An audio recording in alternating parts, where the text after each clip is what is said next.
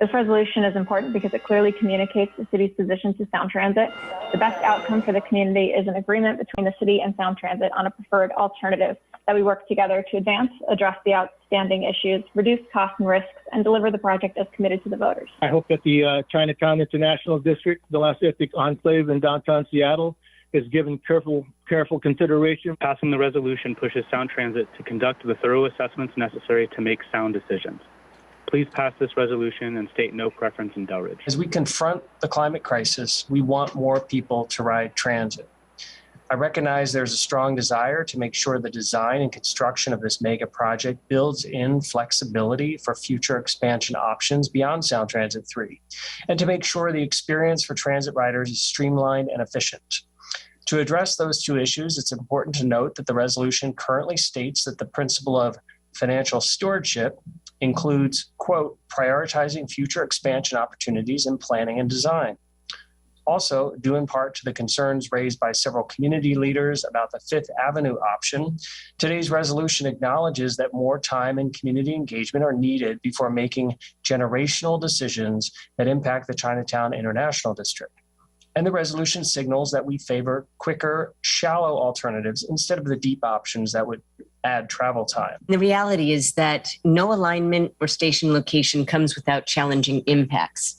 But it's critical that we position ourselves as a city well when it comes to future work with Sound Transit staff and as the Sound Transit Board goes into its own deliberations. So, of course, I'm going to vote in favor of this resolution today, weighing all the pros and cons as a citywide elected, truly believing that this will put our best foot forward. Recognizing that the draft EIS put together by Sound Transit didn't have the full analysis necessary to look at healthcare providers, childcare providers, and the impact to the surrounding community, and to make sure that as we create our next integrated mass transportation system, that we're thinking about how do we preserve and help promote the preservation of existing businesses, including childcare and health services, by either maintaining their location or ensuring that they are able to relocate to an area nearby without losing the ability to serve the community, because those are the exact types of services that we want around new Sound Transit stations to make sure that the development that we're creating is truly transit oriented. We want to make sure that there's amenities like childcare and health services around housing and other high opportunity options in all neighborhoods that Sound Transit serves. The resolution includes a clear statement of support for the medium tunnel option for the West Seattle Junction, in line with strong community support for a tunnel in the junction.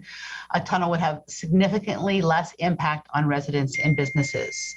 For Delridge, there's no clear community consensus. The draft EIS is clear that all alignments have impacts on residents and businesses.